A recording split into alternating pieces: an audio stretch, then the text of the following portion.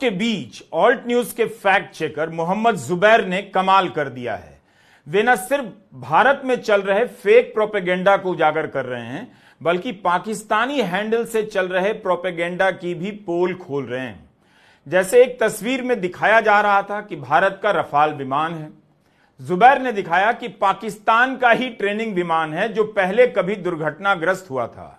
जुबैर ने एक्स पर ऐसे कई पाकिस्तानी अकाउंट को उजागर किया है जो भारतीय सेना के अधिकारी बनकर उनका नाम रखकर प्रोपेगेंडा फैला रहे हैं।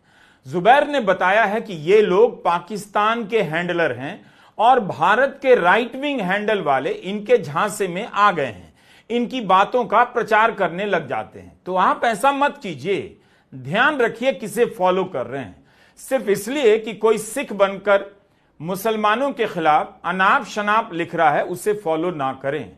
जुबैर ने बताया है कि कैसे एक फर्जी पाकिस्तानी अकाउंट अपने आप को कांग्रेस का समर्थक बताकर अनाप शनाप लिख रहा है और उसे पाकिस्तान के पत्रकार प्रमोट कर रहे हैं।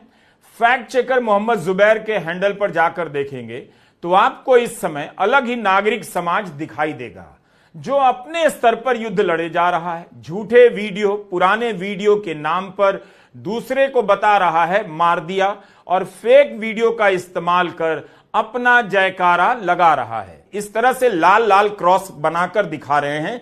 यह सब भ्रामक जानकारियां हैं। भारत के लोग भी अति उत्साह में ऐसी तस्वीरें ट्वीट कर रहे हैं जो हैं इसराइल की, लेकिन दावा कर रहे हैं पाकिस्तान की है। कई लोग इस हमले को बढ़ा चढ़ाकर दिखाने के लिए पुराने वीडियो साझा कर रहे हैं। यहां तक कि वीडियो गेम के क्लिप वायरल किए जा रहे हैं। जुबैर को ट्वीट करना पड़ा कि यह तो वीडियो गेम का सीन है और लोग पाकिस्तान पर भारत के हमले को बताकर साझा कर रहे हैं। बम गिरने का वीडियो वायरल हुआ तो जुबैर ने उसके नीचे नोट डाला है, यह एक पुरानी घटना है जिसका ऑपरेशन सिंदूर से कोई लेना देना नहीं। इसलिए ऐसे वक्त में आधिकारिक सूचनाओं का इंतजार करना चाहिए। सोशल मीडिया पर तरह तरह के वीडियो वायरल हो रहे हैं, लेकिन